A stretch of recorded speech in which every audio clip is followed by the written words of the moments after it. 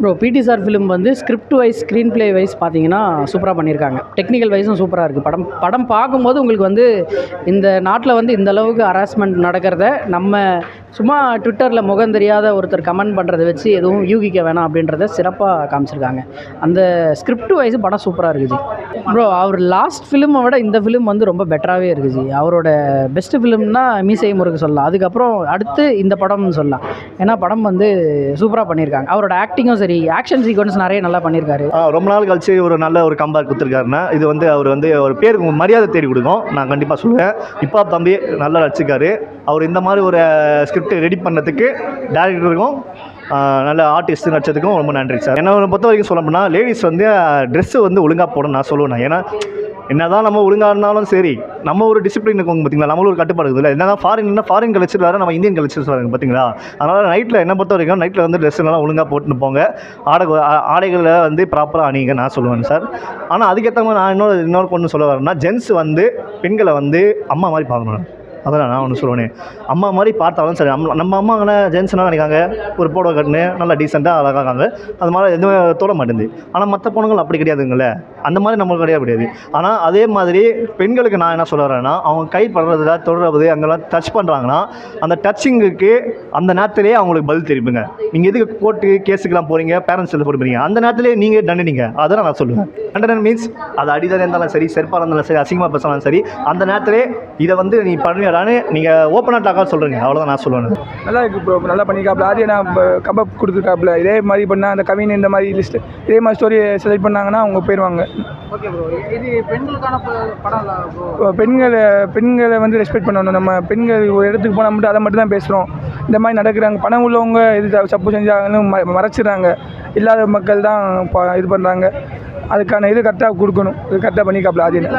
Music ஆனால் ஆதியனை நல்லா பண்ணிக்காப்புல, நல்லா ஆக்டிங் பண்ணிக்காப்புல. இதுக்கு இதே மாதிரி படம் பண்ணாங்கன்னா ஆதியனை ஒரு ரேஞ்சுக்கு வந்துடும். ஃபர்ஸ்ட் ஹாஃப் செம்ம ஜாலியாக போச்சு.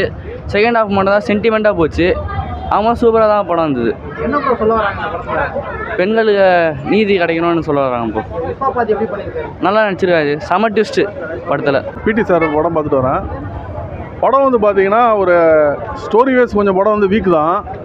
ஃபஸ்ட் ஹாஃப் வந்து என்டர்டெயின்மெண்ட் வைஸ் பார்த்தீங்கன்னா ஃபஸ்ட் ஹாஃப் வரைக்கும் ஓரளவுக்கு ஜாலியாக போகுது. செகண்ட் ஹாஃப் வந்து ஃபுல் அண்ட் ஃபுல் ஒரு கோர்ட் கேஸ் அந்த ஆர்கியூமெண்ட் மாதிரி போயிட்டுருக்கு. செகண்ட் ஹாஃப் ஃபுல்லாக பார்த்தீங்கன்னா ரொம்ப கெஸ் பண்ணுற மாதிரியே போகுது. ஒரு கிளைமேக்ஸில் ஒரு ட்விஸ்ட் மாதிரி வச்சுருக்காங்க. பட் அது வரைக்கும் வந்த விஷயங்கள் எல்லாமே நம்மளுக்கு ரொம்ப கெஸ் பண்ணுற மாதிரி அப்படியே வந்து படம் போகுது. அதனால் படம் வந்து இன்ட்ரெஸ்டிங்காக இல்லை செகண்ட் ஹாஃப் பார்க்கும்போது. ஃபஸ்ட் ஹாஃபில் கதை பெருசாக இல்லை, பட்டு ஒரு ஜாலியாக வந்து ஒரு போர் அடிக்காமல் படம் வந்து போகுது. டெக்னிக்கலாக படம் வந்து பயங்கர சூப்பராக இருக்குது. டெக்னிக்கலாக எந்த குறையும் கிடையாது. ஸ்டோரி வைஸ் தான் படம் கொஞ்சம் வீக்கு. இந்த பொண்ணுங்க ஒரு கிளாமரஸாக ட்ரெஸ் பண்ணுறாங்க, அதை பற்றி ஒரு கருத்து இந்த படத்தில் ஷேர் பண்ணியிருக்காங்க. அதில் டேரக்டர் இன்னும் கொஞ்சம் டீப்பாக போய் சொல்லியிருந்தா இன்னும் பெட்டராக இருந்திருக்கும். ரொம்ப ஒரு மேலாட்டமாக அந்த படத்தை ஃபுல்லாக அதில் ட்ராவல் பண்ணியிருந்தாலும் அதில் ஒரு சில விஷயத்த வந்து டேரக்டர் வந்து அதில் இறங்கலை. உதாரணத்துக்கு ஒரு பொண்ணு வந்து ஷார்ட் ட்ரெஸ் போட்டு போகிறா.